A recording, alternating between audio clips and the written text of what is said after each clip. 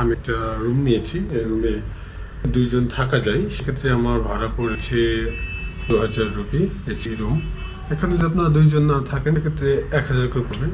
তো আমার মতে এই হোটেলটা অনেক অনবদ্রব্য, কেননা 2000 টাকায় আমি একটি দুইজন থাকার মধ্যে রুম পেয়েছি এবং এসি রুম।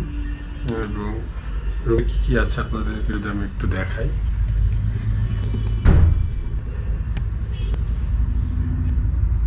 দেখতে পাচ্ছেন এখানে দুজন থাকার একটি বেড আছে এবং এই যে এসি আছে, ফ্যান আছে, এখানে একটা টিভি আছে এবং এখানে যে একটি আয়না আছে। আর এই যে এটা হচ্ছে ওয়াশরুম।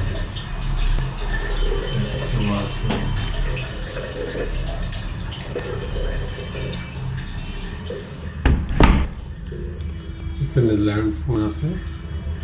তো ওভারঅল বলতে গেলে এই রেঞ্জের ভিতরে দারুণ একটি হোটেল।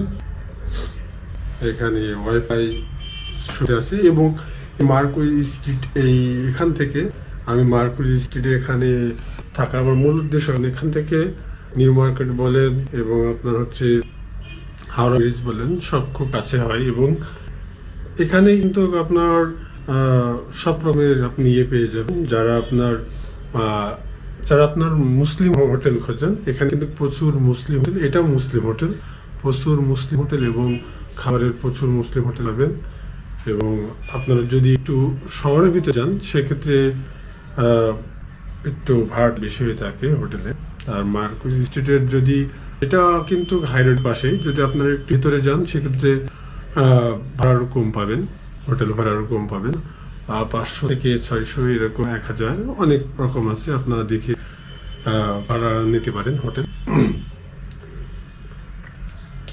তো এখন আমরা বাইরে যাব, যে সকালের নাস্তা খাবো এবং আপনাদেরকে এবং আপনাদেরকে না নিউ মার্কেট এদিকে এবং হাওড়া ব্রিজের দিকে নিয়ে যাওয়ার চেষ্টা করতে চলুন।